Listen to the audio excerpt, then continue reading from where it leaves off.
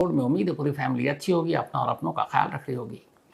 Encounter की कहानियां आपने बहुत सुनी होंगी, लेकिन आज जिस एनकाउंटर की कहानी आपको सुनाने जा रहा हूं, इससे बेतुका एनकाउंटर या इससे बेतुकी एनकाउंटर की कहानी शायद ही आपने इससे पहले सुनी होगी। और उससे भी बड़ी बात, हर देश की खुफिया एजेंसी होती है। जैसे हमारे यहाँ रॉ है, पाकिस्तान की ISI है, अमेरिका की CIA है, इसराइल का मोसाद है, रूस का KGB है। अब आप ये इस बात पर यकीन करेंगे कि पाकिस्तानी खुफिया एजेंसी ISI पंजाब पुलिस के 2 पुलिस वालों का कत्ल करने के लिए 3 लोगों को सुपारी देती है, और हर एक के हिस्से में जो सुपारी की रकम है वो 1,000 रुपए। 3 लोग 3,000 रुपए और 2 पुलिस वालों का कत्ल। अब या तो सचमुच जो न्यूज़ चैनल पर बाकी जगह देखता हूँ कि पाकिस्तान पूरी तरह कंगाल हो चुका है, और यह सचमुच पाकिस्तानी खुफिया एजेंसी ISI भी कंगाल हो चुकी है, इसीलिए सुपारी की रकम भी 3,000 से ज़्यादा देने लायक नहीं है। दूसरी बात, क्या एक होमगार्ड के जवान और एक ASI का कत्ल कर या करवाकर पाकिस्तानी खुफिया एजेंसी पूरे पंजाब में पैनिक अराजकता फैला सकती है? वजह असल में गले के नीचे नहीं उतर पा रही, और साथ में जो एनकाउंटर होता है उसके बाद तो और भी नहीं। और यही इस वक्त पंजाब के तमाम लोग पंजाब पुलिस से सवाल पूछ रहे हैं। पूरी कहानी यह है कि पंजाब के गुरदासपुर में एक गांव है, उसका नाम है आदिया। आदिया जो गांव है ये पाकिस्तान बॉर्डर से लगभग 2 किलोमीटर पहले है, यानी ये पूरा गांव और इसके बाद पाकिस्तान की सरहद शुरू 2 किलोमीटर के अंदर। अब इसी आदिया गांव में एक पुलिस चौकी है। इस पुलिस चौकी को 2 अलग अलग ऑर्गेनाइजेशन या कहें फोर्स मिलकर चलाती हैं, एक पंजाब पुलिस और एक BSF बॉर्डर सिक्योरिटी फोर्स, जिसकी जिम्मेदारी बॉर्डर की निगरानी है। तो इस पुलिस चौकी में कुल 5 जवान अलग अलग शिफ्ट में ड्यूटी पर होते हैं। इनमें से 3 पंजाब पुलिस के और 2 BSF के। जो पंजाब पुलिस के हैं वो उसमें ASI यानी असिस्टेंट सब इंस्पेक्टर चौकी का इंचार्ज होता है। अब इस चौकी की पहले आपको एक तस्वीर दिखाता हूँ। इस तस्वीर को देखिए। आप कहेंगे मैं मजाक कर रहा हूँ, मैं पुलिस चौकी की बात कर रहा हूँ और ये क्या दिखा रहा हूँ। 4 तरफ 4 दीवारें हैं और ऊपर एक छत डाल दी गई है, और यही पुलिस चौकी है। पाकिस्तानी बॉर्डर से सिर्फ 2 किलोमीटर के दायरे में आदिया गांव के अंदर ये पुलिस चौकी है। प्लास्टर तक नहीं किया गया, खैर छोड़िए, कुछ मजबूरियां रही होंगी।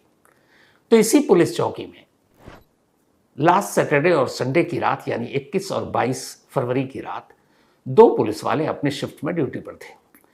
एक चौकी इंचार्ज ASI जिनका नाम है गुरनाम सिंह, और दूसरे पंजाब पुलिस के होमगार्ड के अशोक कुमार, ये दोनों ड्यूटी पर थे।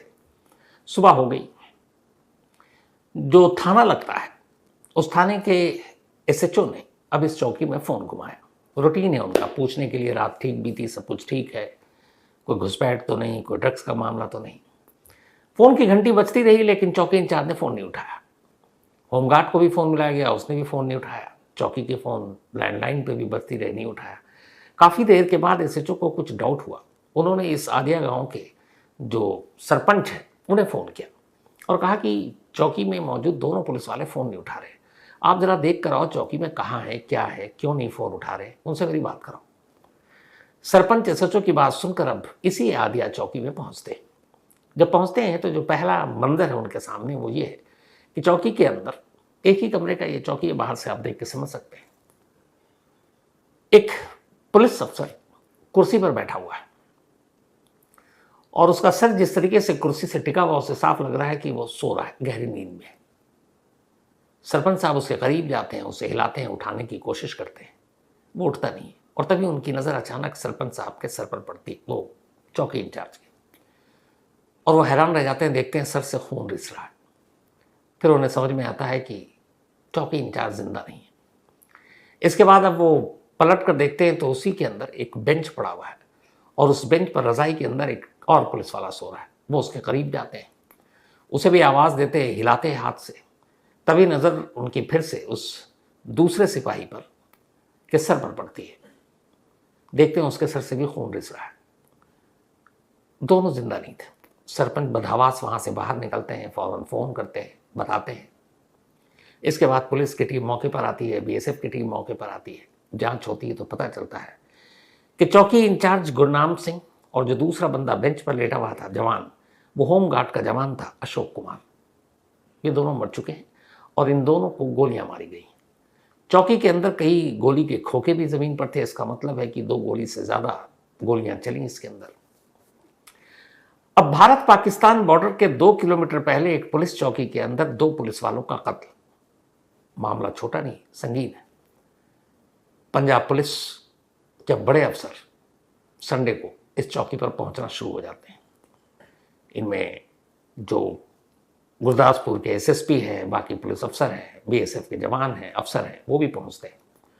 अब मामले की तफ्तीश शुरू होती है। 2 दिन बीत जाता है। 2 दिन बीतने के बाद और प्रेस कॉन्फ्रेंस करके कहानी सुनाती है। अब इस कहानी को मैं आपको भी सुनाऊंगा, पर सीरियसली लीजिएगा, इसको हल्के में मत लीजिएगा। पंजाब पुलिस की जो कहानी थी वो ये थी कि उन्होंने अपनी पूरी टीम दिन रात, एक जो मैं शब्द बोल रहा हूं सब वहीं से आए, बिना सोए रात को जाग कर कई टीमें, इंटेलिजेंस की टीमें, बीएसएफ, पंजाब पुलिस के तमाम बहादुर लोग इस केस की तफ्तीश में जुट गए। तफ्तीश में जब जुटे तो उन्हें फिर जानकारी मिली कि इन दोनों पुलिस वालों के कत्ल के पीछे इसी आदिया गांव और एक पड़ोस गांव के 3 लड़कों का हाथ है। उन लड़कों के नाम थे रंजीत, दिलावर और इंद्रजीत। अब इन लड़कों का नाम सामने आने के बाद पंजाब पुलिस ने गांव में बोला, हमने दबिश दी और इनमें से 2 को पकड़ लिया, एक रंजीत को और एक दिलावर को। तीसरा इंद्रजीत इनके हाथ नहीं आया। पकड़ने के बाद अब दोनों को पूछताछ शुरू की।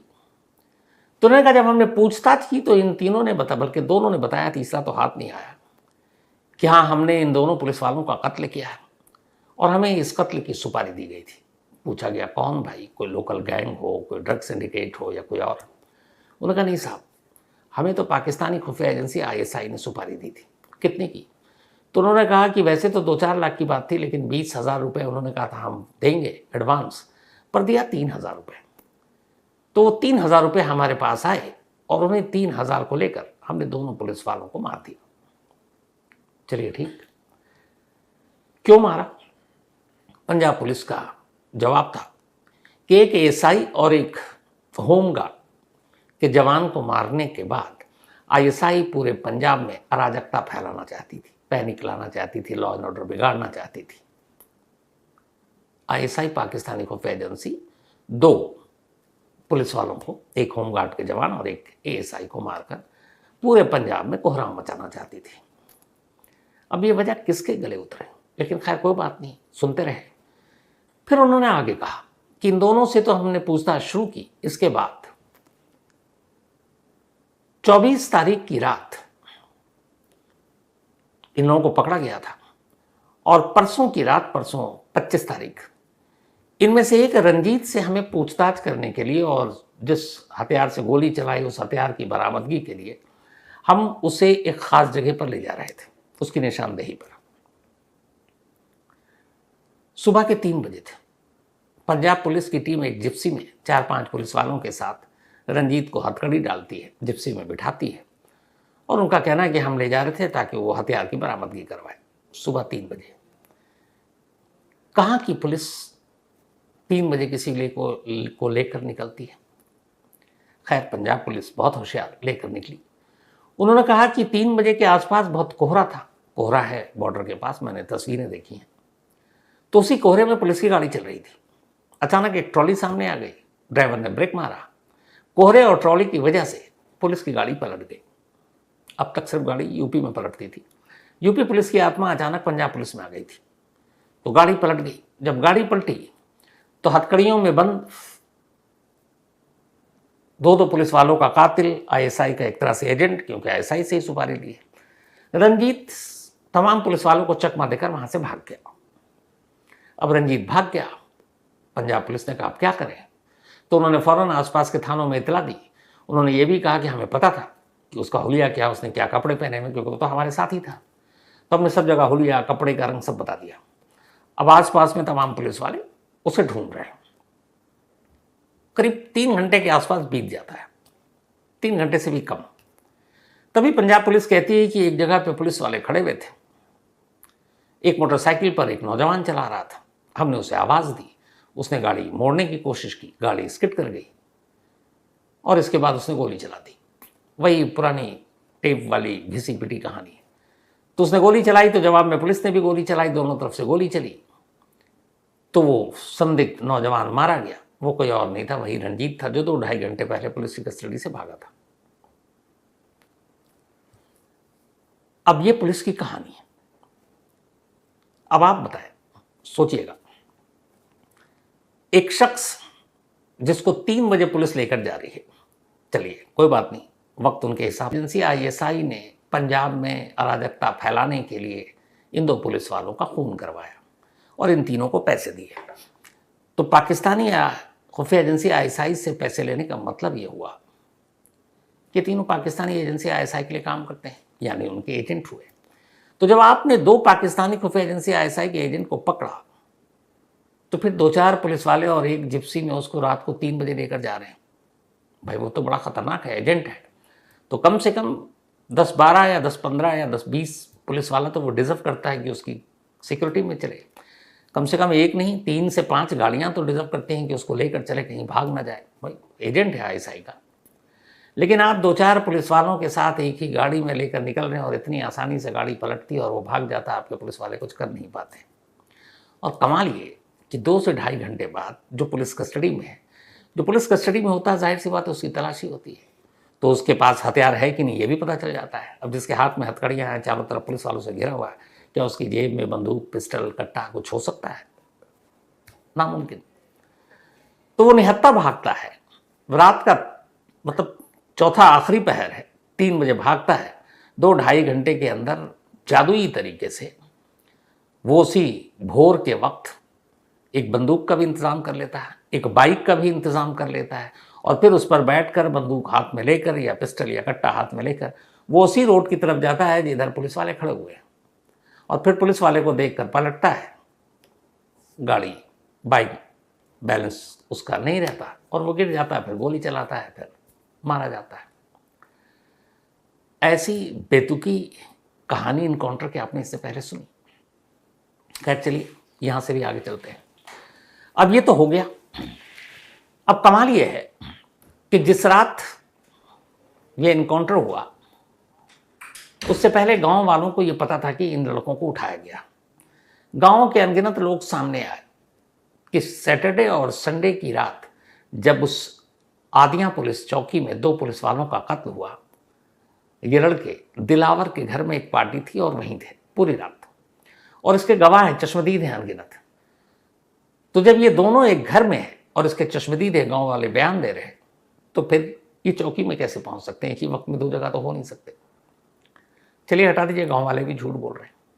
देर पहले जहां से इनको उठाया गया, उस इलाके के जितने सीसीटीवी कैमरे थे वो सब बंद कर दिए गए थे। वहाँ के जो डीवीआर थे वो पुलिस अपने साथ ले गई थी। तो फिर ये क्या माजरा है कि जहाँ से आपको उठाना है, आप वहाँ के सीसीटीवी कैमरे खुद पुलिस वाले बंद कर रहे हैं और सारे डीवीआर उठा कर ले जा रहे हैं? मतलब कुछ तो पर्दादारी है। अब आइए उस रंजीत के ऊपर, जिस पर पुलिस का कहना है कि पाकिस्तानी खुफिया एजेंसी का एजेंट और उसी के इशारे पर 2 पुलिस वालों को मारा। रंजीत की उम्र 19 साल है और आदिया गांव के तमाम लोगों का यह कहना है कि इसका कोई क्रिमिनल बैकग्राउंड नहीं, किसी थाने में इसके खिलाफ कोई केस रजिस्टर्ड नहीं है। वो गांव का एक सीधा साधा लड़का, और पंजाब में जो ड्रग्स का एक चलन है, लोगों का ये भी कहना था कि ये वो रंजीत है जो ड्रग्स से कोसों दूर था, कभी इसने नशा नहीं किया। जो नशा नहीं कर रहा है, जिसका कोई क्रिमिनल रिकॉर्ड नहीं है, वो अचानक पाकिस्तानी खुफिया एजेंसी आईएसआई का एजेंट बन जाता है। और ऐसा एजेंट कि फ़कत 1000 रुपये पर हेड, 3 दोस्त रंजीत, दिलावर और इंद्रजीत 1-1 हज़ार रुपये के लिए 2 पुलिस वालों को गोली मारने के लिए तैयार हो जाते हैं। 1000 रुपये एक पुलिस वाले को गोली मारने के लिए। और पाकिस्तानी खुफिया एजेंसी इतनी कंगाल कि 3000 रुपये की सुपारी दे रही है एडवांस में, मतलब एडवांस पेशगी की है तो रखो 3000। अब यहाँ पंजाब पुलिस का दावा है कि भाई हम इन लोगों को पैसे जो मिले 3000 रुपये, हम उसका जो कैसे पैसे आए हम ये भी बता देंगे, पाकिस्तानी सरहद के उस पार से आए। अब ये जो आदिया गांव है, इससे 1.5 से 2 किलोमीटर के दायरे में पाकिस्तान के बॉर्डर लगता है, और शायद कोई पीर करके वो जगह है।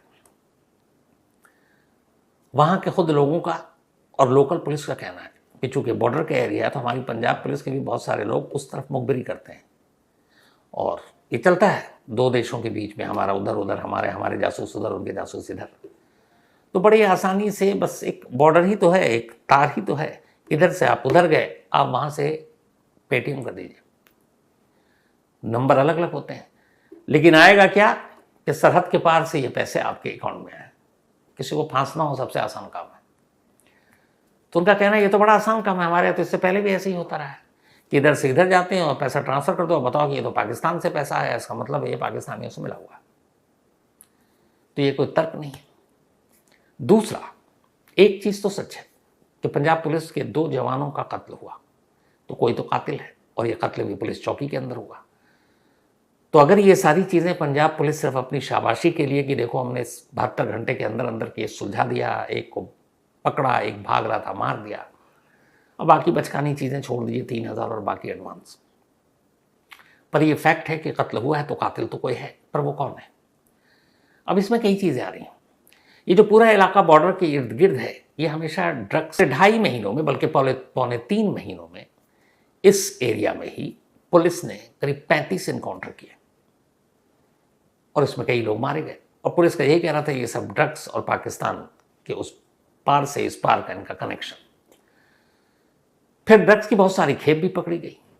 तो क्या ये पॉसिबल नहीं है कि जो ड्रग्स सिंडिकेट चला रहे हैं, जो ड्रग्स माफिया हैं, और इस चौकी का एक बड़ा रोल है वहाँ पे ड्रग्स के इस सारे धंधों को रोकने का, उनमें से कोई दुश्मन हो जिसने ठिकाने लगा दिया, जिससे 2 पुलिस वालों को मार डाला, या ऐसा गैंग जो इस इलाके में ऑपरेट कर रहा हो, और यही तस्करी सिर्फ ड्रग्स नहीं, पाकिस्तान की तरफ से हथियार और बाकी चीज़ें, उनकी तरफ से ये कार्रवाई की गई।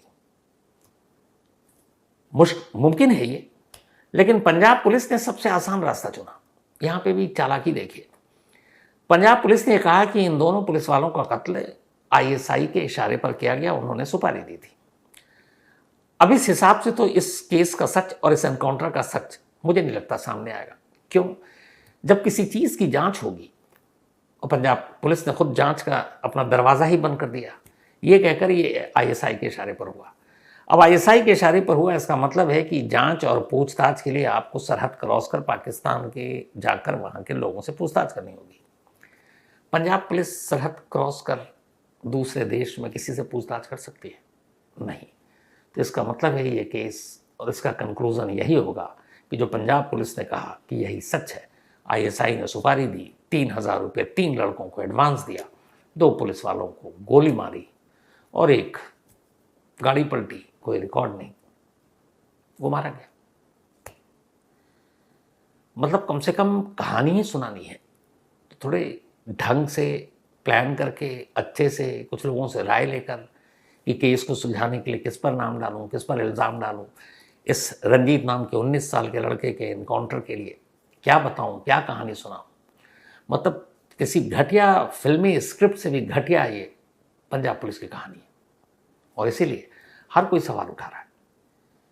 और ये सवाल उठाने वाली चीज़ है कि भला ऐसे कौन इनकाउंटर करता है यार, कि जो बंदा तुम्हारी कस्टडी में है लगभग 24 घंटे से ज़्यादा वक्त से, वो तुम्हारी कस्टडी से भागता है और एकदम जादुई तरीके से एक मोटरसाइकिल ले आता है, मोटरसाइकिल पर बैठता है, एक बंदूक किसी से मांग के ले आता है, जैसे कहीं उसने ये सारी चीज़ें छुपा के रखी, आनंद फानन में आया, और फिर मरने के लिए आप ही की तरफ भाग रहा है। मतलब कुछ तो सोचना चाहिए। और यही वजह है कि लोग गुस्से में, और इस एनकाउंटर पर पूरे पंजाब में इस वक्त बातें हो रही है। पंजाब पुलिस की इस पूरे काम पर लोग उंगलियां उठा रहे हैं, और लोगों की मांग है कि इस मामले की जांच CBI को सौंपी जाए। हालांकि ये हो सकता है कि जब स्टेट और सेंटर दोनों जगह एक ही की सरकार हो, तो मुझे लगता है कि वहाँ CBI की जांच से कोई सामने चीज़ें तो आती नहीं, ठंडे बस्ते में चली जाती है। लेकिन अगर स्टेट में किसी और पार्टी की सरकार हो और सेंटर में किसी और की सरकार, तो बहुत मुमकिन है कि फिर CBI ईमानदारी से अपना काम करके सच ले आए, क्योंकि यहाँ पे पॉलिटिकल हित भी जो है वो सध जाती है। तो मांग तो यही है कि CBI को जांच सौंपी जाए। लेकिन आप भी सोचिएगा कि आज के ज़माने में, महंगाई के ज़माने में, 1,000 रुपये में, और इतनी बड़ी मतलब एजेंसी, पाकिस्तान की खुफिया एजेंसी, 3000 रुपये में 2 पुलिस वालों की सुपारी, एडवांस के पैसे 3000, मुमकिन है? तो इस बेतुकी कहानी में फिलहाल इतना ही। अब आपसे मुलाकात होगी कल रात 9 बजे किसी नई कहानी के साथ। तब तक अपना और अपनों का ख्याल रखिएगा। Thank you very much.